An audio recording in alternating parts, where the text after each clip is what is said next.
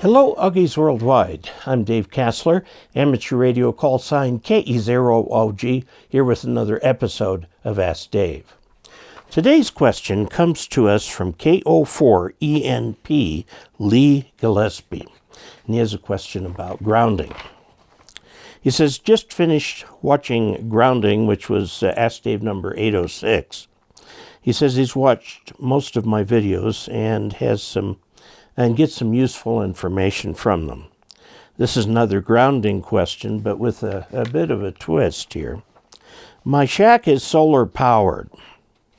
My radio is a G90, and he has an end-fed random wire connected with 20 feet of RG8X. Okay, the first thing I wonder about that is that the antenna tuner in the G90 will not handle a random wire, usually. You need a wide range tuner to handle a random wire. We'll get to the answer. Let's finish the question first.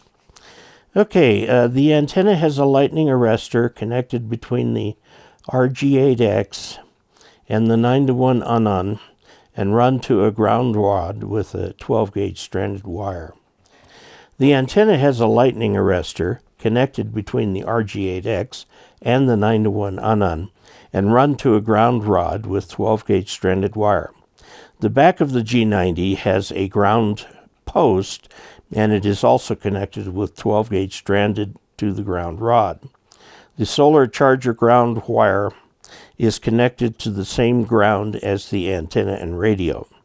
With the grounding wire hookup on the radio and the antenna, my VisWire, that's the same as an SWR, is 3-to-1. The weird part is I can put my hand on the radio and the VSWR drops sharply to nearly 1-to-1. Unhook the grounds and the VSWR is closer to 1.5-to-1. This happened with the use of the internal tuner, since I do not have space for a resonant antenna. Any idea on how to correct this problem would be much appreciated, or if you need some information, just send me an email. Well, Lee, we're going to take a stab at looking at a couple things. I'm going to do a drawing of your station, and we'll see what we can figure out. But before we dive into that, I'd like to pay special thanks to Christopher Farnham, my newest patron on Patreon. You too can become a patron of this channel by going to patreon.com/KE0OG. Now let's see if we can diagram his station. Shack is solar powered. So there's a solar panel out here, and it's got all the usual stuff on it. And he doesn't say if it's 12 or 24 volts, but it doesn't matter. It goes to the solar controller. Now, what this thing actually controls is the charging of the battery.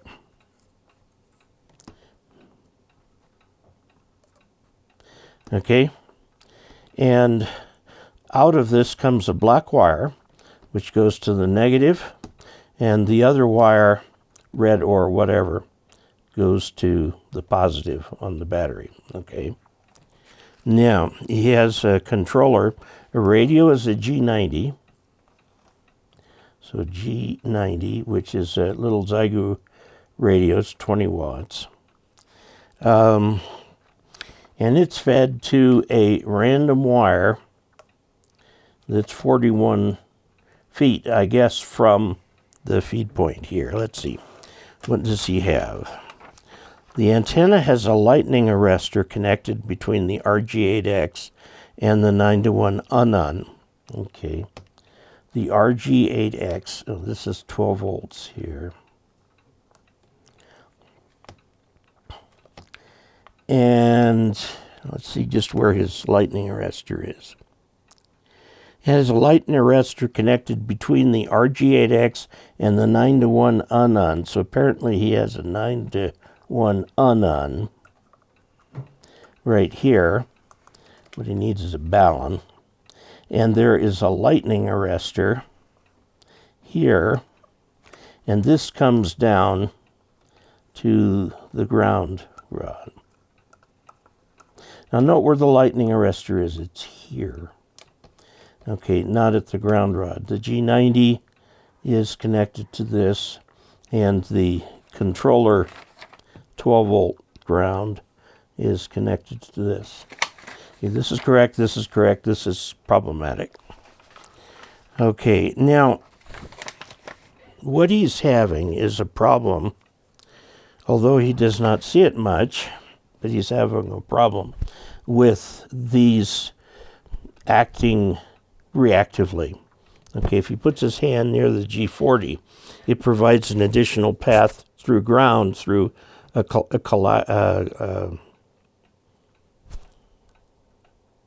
capacitive coupling.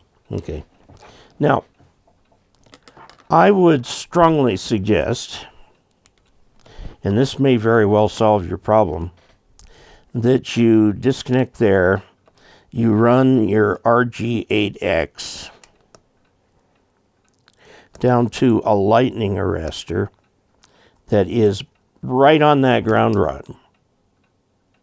And then you run RG8X up to the balun or antenna or whatever you want to do. Okay. Now this is just a piece of wire. Okay, so you've got a problem with the balun. The balun is probably a transformer, and it's got a 1 to 3 turns ratio, so there's probably a couple turns for the primary, and then it continues on around for 6 more turns to the secondary. Note this goes to the antenna, and this just hangs. Okay, nothing is connected to it. This is where you need to connect a counterpoise. Okay, this is the RG8X. Now note that the shield on the RG8X is connected to this counterpoise, and that means that the shield of this right here, the outside, can act as a counterpoise for the antenna, but it needs to be connected off to ground. The problem that you have here when you don't connect it off to ground is with the 9-to-1 unun and the counterpoise connection just hanging loose, the antenna feed line is acting as the counterpoise, which means the radio is acting as the counterpoise. Okay, and it's got to go all the way through this ground line right here to get to actual ground. So clearly, if you capacitively couple something to the metal body of the G90 or the metal in the G90, you are going to be changing the path to ground, okay? So if it were connected this way. So what you want to do is get rid of that, put this thing right here to ground. Now, you may find that you can adjust the SWR by attaching a free hanging wire to this second output on the unun, okay, the 9-to-1 unun. You can take that to ground directly below the antenna, or you can just leave it hanging. Try 10 and 20 feet. You may find that the correct distance is 0 feet, because this will act as your counterpoise, okay, or just a wire hanging with nothing on the end, okay, down there. You'll get the thing. I think you'll have a lot more luck. So, Lee, I hope I've answered your question and provided you with some information that can help you. I'd rerun the grounding of that rod. You want the lightning arrestor right on, I mean literally on the ground rod, okay? You can get a little adapter or just a hose clamp and clamp it there or whatever, but it should be right on the ground rod. Run your RG8 from the G90 down to the ground rod, and then from there up to where you have your balun and your antenna. Okay, and you create the need there for a counterpoise. It's very possible that your feed line can be the counterpoise, or you may want to create a separate piece of wire just hanging there as the counterpoise. What's the counterpoise? It's actually a capacitive something that will allow the reactivity to balance out in the antenna. So there you have it. If anybody is watching this far, perhaps you would like to help support this channel financially. Go to dcasler.com/support and look for the tip jar. It's a great way to help out. And until we next meet, 73.